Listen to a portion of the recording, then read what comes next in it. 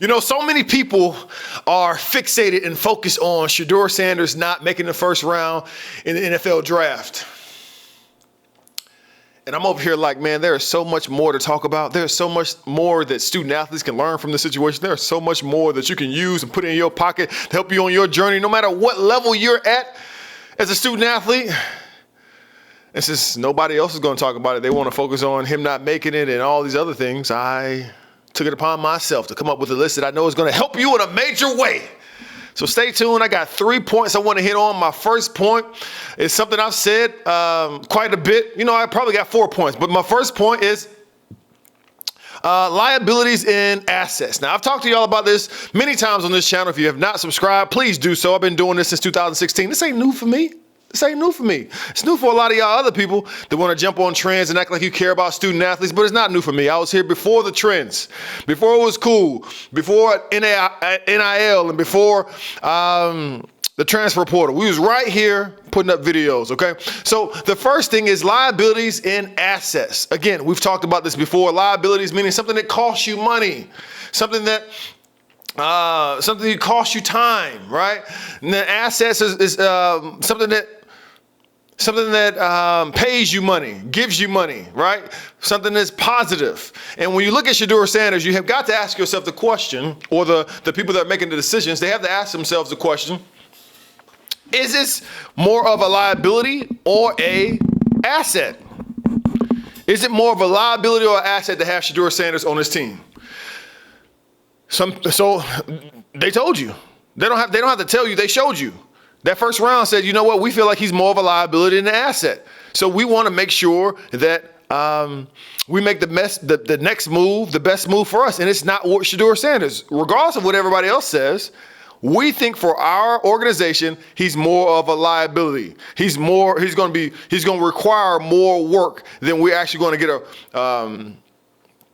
that we're actually going to get an outcome out of. And this is something that can help you as a student athlete on many different levels. And one thing I think about is like when I hear a student athlete say, well, man, I'm not getting no playing time, man, because the coach don't like me. Then be likable. Be likable. Why aren't you likable? Be likable. At the end of the day, you have got to come to the realization that you're just not good enough. You're just not good enough. Being good enough is an asset. We're going to stay on the theme now. Being good enough is an asset. You got to ask yourself, what are the liabilities that you are bringing to the table that are causing some concern for this coach to play you? These are real hard questions you got to have with yourself. And nobody can answer that but yourself. Well, I lie. You can ask the coach about that as well. What are some things that concern you about my game that are restricting me from getting from where I'm at to where I want to be? And that is helping the team in a grander role than what I have. See, that's a grown man conversation. That's a grown woman conversation. Some of you aren't ready for that, and I get it. It takes time, okay? But beyond that, understand that the recruitment process is all based off of liabilities and assets. You understand? Follow me now. Follow me. A lot of these coaches are looking at it from that lens because what they're doing is they are the CEO. They are the head boss of a business. Yeah, that's the business. When they invest time, energy, money, patience into you, they want to make sure they get a return. They can't write this off on their taxes. This ain't charity work. They want to make sure they get a return. So when they go out there and you are representing the university, understand that's a business move. Ask yourself, are you a liability or asset? And understand that you won't be able to jump in and be like, oh, see what happened was. Nah, player, that's not how this works. You got to be a clear indicator, an asset without opening your mouth. Because 99.9% of these people is going to be asking this question of you. You won't even have an opportunity to talk to. Yeah, they're going to see your digital footprint online, what you're putting online. They're going to see that, okay? Right? They're going to see them grades. You understand? Those absences, those tardies, and you not going to class. Yeah. And they're going to see them stats. They're going to see them stats. Are you playing? Are you not playing? And then visually, when I come to the game, do I see you pouting on the end of the bench because you're not playing? Do I see you talking bad about everybody else because you're not playing? These are things that go in the liabilities part that you don't want to be part of. So you need to make sure that you focus on, okay, is this going to be asset? Is it going to be assets, things positive, things making me money, or is it going to be liabilities? Things that cost me money. Because coaches, you think about liabilities, when you go to college, man, you think these coaches want to elicit doggone human resources, other assistant coaches and graduate assistants to make sure you go to class? They got to beat you with a mop handle to make you go to class? Huh? Do you think that's what they signed up for? They didn't sign up for that. They didn't sign up for that. They want assets. They want you to shine the university in a positive light, both on the court and off the court. What you say in the real world and what you say online. Those are assets. Who wouldn't want somebody on their program like that? That will bring other people to the program. That'll win us some ball games. That'll get us some of these boosters who want to spend more money with us. You want to be an asset, not a doggone liability. Now let's get into the first thing. That was just the precursor of what I'm about to get into real quick. Okay, that's just the precursor. What I really want to get into when it comes to Shedeur Sanders is understanding that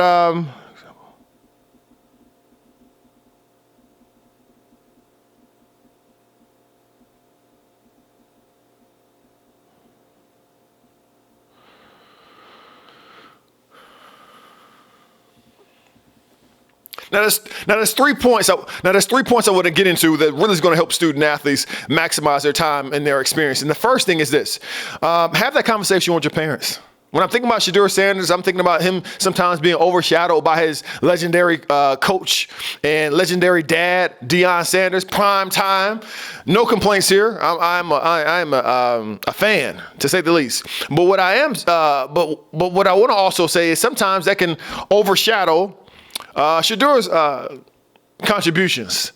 Even though you might mean well, even though your parents might mean well, you got to understand that sometimes their influence and their being so vocal on your behalf can cause you some opportunities. I've seen that happen. I've seen that with my own 2 eyes happen.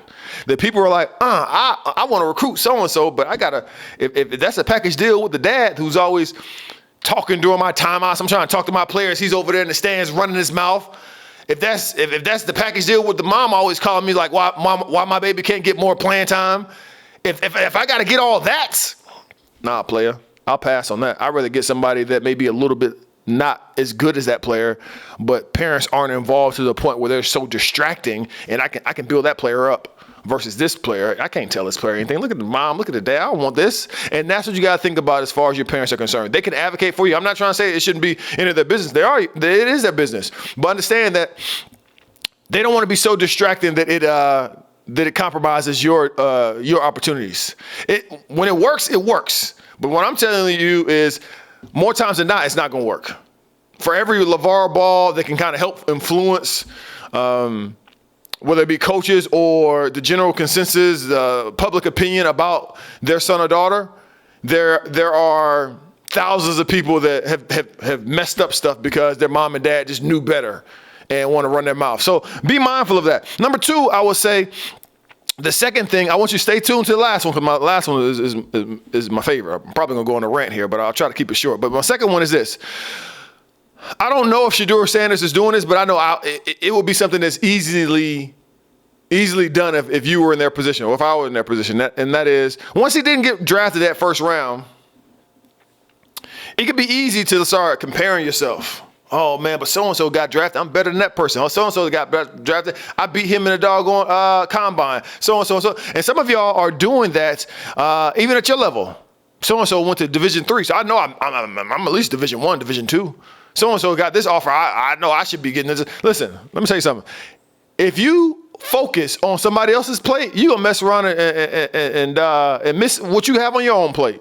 You're going to mess around and go hungry because you're so focused on what somebody else eating that you're not focused on what you got in front of you. You understand? You have got to focus on what God has blessed you with. Say your grace for what you have. Wash your hands for what you have. Focus on what you have. Eat what you have. If there's room for seconds, if there's room for more later, then we'll worry about that later. But the last thing I want you to do is your student athlete process is to miss out on opportunities because you are so worried about what somebody else is eating. You may be right. You may have better stats than someone else, but they got a different plate than you. So what? So what? Yours is coming. Yours is coming. All you can do is put in the work and let the game speak. That's it. That's all you can do. I say yours is coming. I don't want misconstrue you, because I was that kid that felt like, oh, whatever I put in the game, I get out of it. That's a whole different video. Some of y'all already know my stuff from the previous years. I've talked about this. I'll talk about it again. That may not manifest to what you want it to be. Sometimes putting in all that work does not manifest into, does not turn into MVP, scholarship, da-da-da. It could turn into something years down the line that has nothing to even do with your sport. So don't put so much pressure on yourself and trying to do the algebraic equations in your head. So I put in this time, that person put in this time. That means I'm going to carry the 1, carry the 2, add the 3. That means I'm going to, no, that's not how it works. All right. Number 3, the next thing I will say to you, and this is probably my biggest thing, is you got to watch out who you're listening to. Your friend groups. Okay, your friend groups. Now, around Shedeur Sanders, I saw a lot of narrative that, quite honestly, is disgusting for me. Of commentators using low-hanging fruit to get attention and to get views, and it's just crazy. It's just crazy. So I heard a commentator say it's racist, right? Such a loaded word, right? Such a heavy word, such an ugly word. It's racist that he didn't get drafted in the first round. Now, since a lot of you, God, watch your language. I'm watching my language. Here we go. Since a lot of you worship celebrities, you're led by the nose by somebody that's in front of a camera that you assume make more money. You just echo what they're saying. Okay. So I heard this celebrity say this. He said, well, he thinks it's racist and that's the reason, which makes no sense at the end of the day. I don't want to get into why it doesn't make any sense, but it doesn't make any sense for a number of reasons. He was saying, well, he failed to code switch. Shedeur Sanders went to a PWI university. If you don't know what that is, look it up, okay? He went to a PWI university at the University of Colorado. He did quite well, okay? He did quite well for himself. But the reason I bring this up is because you got to understand, attention is monetizable. The more eyeballs you get on a thing, the more ways you can leverage that for money. Okay, so attention. Now, the lowest hanging fruit for attention is fear. You see it all the time. People will leverage fear in order to gain attention. Now, being black in America, racism and slavery are trigger words for people of that community, people that look just like me. Right? And sometimes it's warranted. Sometimes it is a cold blue of a situation. It is something that requires your attention and not something to be overlooked. There's some times where it is a thing. This time it is not. But you got to understand that some of these people, they have no moral compass guide of what's appropriate or not. As long as it sells, as long as it gets your attention, then that's all that matters. And when you start talking about racism and you start talking about slavery, that's going to get a lot of people's attention. And it's a shame that people are monetizing black folks' trauma for their own financial gain. And it's a shame that some of the people who are doing it are black. It would make sense for you to say, well, they're not black, they're doing this, but these are black people doing this. These are black people doing this. So that's kind of frustrating to me. That's my rant. I'll keep that short. But basically what I'm saying is, if he listened to that, he would be in a worse situation moving forward. Same thing with you. Some of you have some moms, some dads, some cousins, some uncles in them that mean well for you. But the information they're giving you is not information that's going to serve you. It's not information that's going to help you. It's not information that's going to get you out of the situation that you're in to where you want to go. And what I'm telling you is you gotta really, you have to really question the source of information you're getting. So some of you don't question it. right? If it feels good, people do that a lot, right? They say, well, if you say what I want you to say, then, I like that. I'm not going to qualify that. But if it's something I don't want to hear, then I'm going to do my Googles. I'm going to try to figure out. I'm going to be a keyboard warrior. I'm going to figure this out because I got to show you that you're wrong.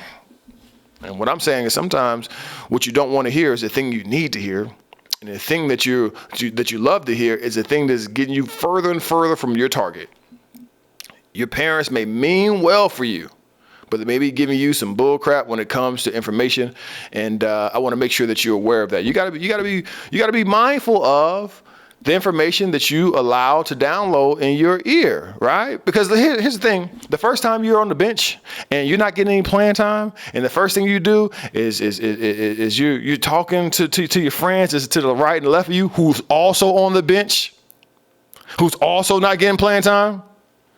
What do you think they're gonna say? You think they're gonna give you something positive, something productive? Nah, they're not gonna do that. They are going to dig that hole even deeper. They're going to say, you right. You should be playing. You should be doing that. Coach don't like you. Right? That's what they're going to do. I'm telling you why? Because I've been on the bench doing that crap before, and it landed me nowhere. And the crazy thing about this is when this happens to you, it relinquishes you from having any responsibility over your process. So now, instead of being in the driver's seat, driving, you dig, your own car, now you're in the passenger seat saying, well, it's the driver's fault. Who's the driver? The coach. It's his fault. It's her fault. And it relinquishes you of any type of responsibility. And I don't know about you, but if it's going to be my ride, it's going to be my vehicle. I'm driving this puppy. I pay the insurance, and you do pay the insurance. Your time, your energy, your patience, all your hard work, blood, sweat, and tears, you're paying for it, right? If I pay for the car insurance, I put the gas in this boy, I wash it, I clean it, I picked it out. I got a ticket for the doggone car. I had to pay for the ticket. I got to pay for these tolls. Yeah, I'm doing this my way. You understand? I'm gonna take the steering wheel in my own hands, and you gotta have some accountability, bud. You got some accountability, and it starts with the friends. It starts with your core group that you go to, and making sure they're not giving any nonsense. They're not providing any nonsense for you. And I think about that when I think about Shedeur saying this about all the nonsense that was spread about why he didn't get drafted. And if he would have held on to that, he wouldn't have made it. So this is some information that's going to help you as a student athlete. Save this video, share this video with some student athletes that I know that would need to hear this, which is all student athletes, no matter at what level.